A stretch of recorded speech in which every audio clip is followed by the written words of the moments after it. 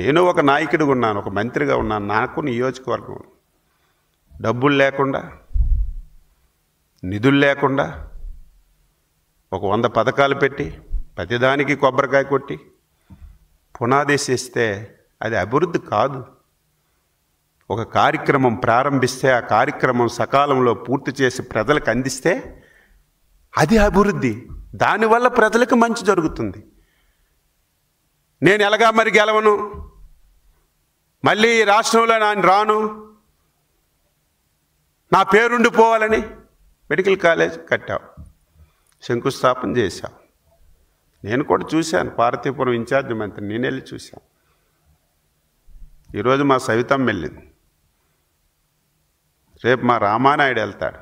ఇదేది సీక్రెట్ కాదు, భూతద్దంలో ప్రతి ఒక్కరికి కనిపిస్తుంది. శాసనసభలో కూడా మీరు లేకపోతే శాసన మండలిలో డిస్కషన్ జరిగితే చెప్పాం, పలానా మెడికల్ కాలేజ్ 2% అవ్వలేదు, పలానా మెడికల్ కాలేజ్ 3% అవ్వలేదు, ఇంకా భూమిలోని పునాదులు ఉన్నాయి, ఇవి చెయ్యాలంటే ఎక్కడ డబ్బులు ఉన్నాయి, దీనికి ఒక ప్లాన్ ఉందా, ఇవి ఎప్పుడు జరుగుతాయి, ఇవి జరగాలి, ప్రజలకు ఉపయోగపడాలని పీపీపీ మోడల్ తీసుకొస్తే ఇది ఒక ఫ్యాషన్ అయిపోయింది. అధికారంలో ఉంటే రద్దు చేసేస్తా అంట. ఇదేంటి నీ రాజ్యాంగం అనుకుంటున్నావా? చట్టబద్ధంగా, న్యాయబద్ధంగా, ప్రజాస్వామ్యబద్ధంగా ఒక ప్రభుత్వం ఒక నిర్ణయం తీసుకుంటే రద్దు చేసేస్తానని చెప్పి భయపెట్టడం. జీవితంలో నువ్వు అధికారంలోకి వస్తావా? ఒకసారి తప్పు చేశారు ప్రజలు, 5 సంవత్సరాలు అనుభవించారు.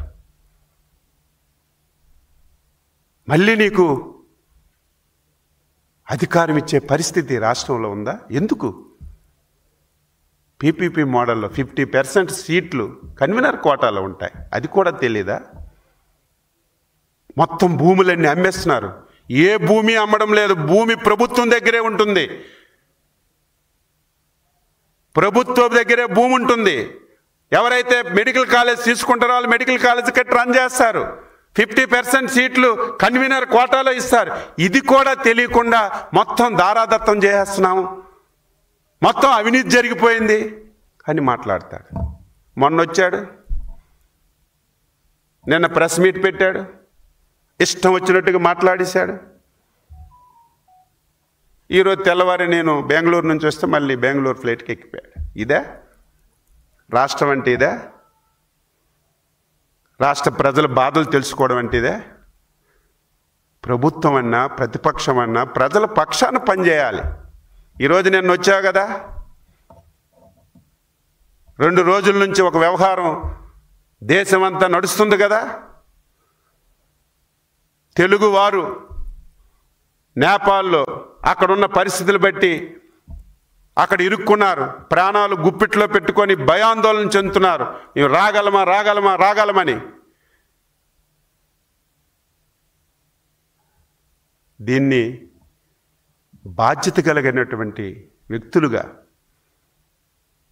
ప్రజలంటే ప్రేమ అభిమానం ఉన్నటువంటి వ్యక్తులుగా, తెలుగువాడు ఎక్కడున్నా సరే వాడిని రక్షించాలని ఒక ఆశయంతో పనిచేస్తున్నటువంటి పార్టీగా నిన్న తెలిసినటువంటి 2 నిమిషాల్లోనే నిన్న బ్రహ్మాండమైనటువంటి సభ పెట్టుకున్నాం. నభూతో నభవిష్యత్ అన్నట్టుగా మా యువ నాయకుడు ఆ సభకు రావాలి, చీఫ్ గెస్ట్గా, 2వ చీఫ్ గెస్ట్గా మాట్లాడాలి. ఆ అవకాశాన్ని ఎవరు వదులుకోరు.